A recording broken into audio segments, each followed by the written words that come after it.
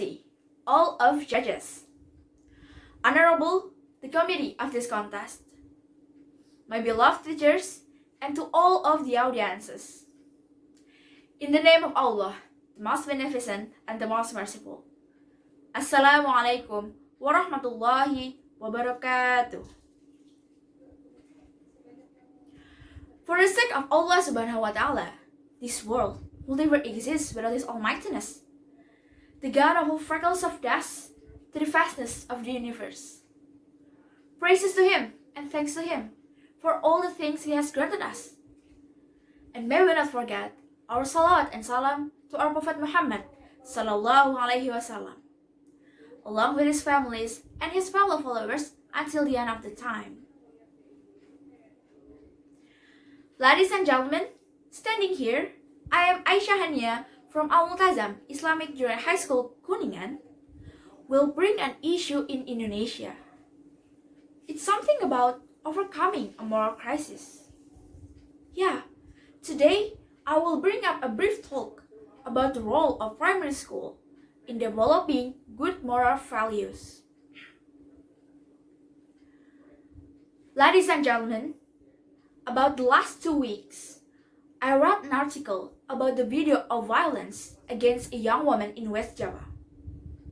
Does everyone know who the perpetrator was? That's unbelievable. In the video, the violence was carried out by 2 adolescent girls.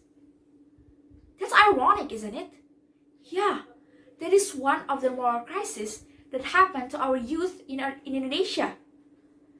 Besides drug abuse, violence, bullying, and many more. Those are the essential problems faced by our country. Why? Because the greatest wealth and strength of any nation is its youth. The quality of its youth determines what kind of future the nation will have. Dear audience, most Indonesians attend the school starting from 7 to 19 years old. We can say at least 1/4 of their life will be spent in the school environment. Doesn't it show us that school held an important role in our lives as Indonesian? It is. But how can that fact deal with our problem? By developing good moral values in kids' childhood. That is the answer.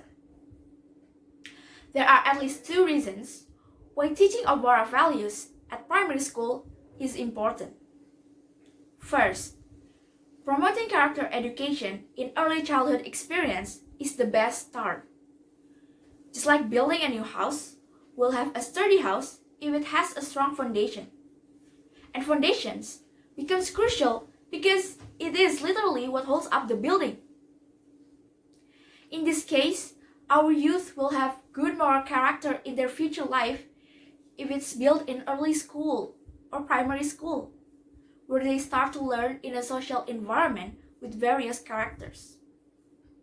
At this stage, they can learn how to respect others, including the other people, be honest, and the most important is to be an obedient being.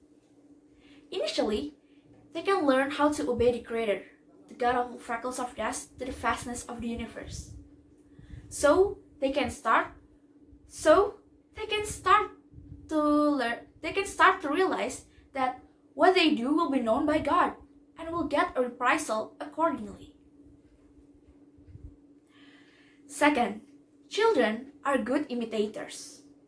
I believe most of the audience has already heard and known about the golden age, haven't you?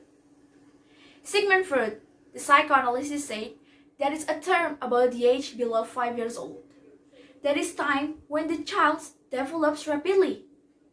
So here, I'm going to say, the primary school is the best place to instill good moral values in children. Moreover, we spend at least 5 hours a day at primary school. So the teacher is an important figure in our lives. One of the advantages of children in this golden age is that they easily imitate the adults around them. So my point is, the role of primary school is very important. Attitude of their teachers will influence the kids. What their teachers tell, the kids will do. Ladies and gentlemen, since the fact of the child's development period and the school environment as an important phase in people's lives, I briefly ask you all, can you see now how primary school potentially influence moral values to kids? They say attitude first then science. Hopefully, someday we can use effectively this potential to install good moral values in our nation's next generation. Remember, the quality of its youth determines what kind of future the nation will have. That's all from me. I humbly say thank you for your generous attention. Wassalamualaikum warahmatullahi wabarakatuh.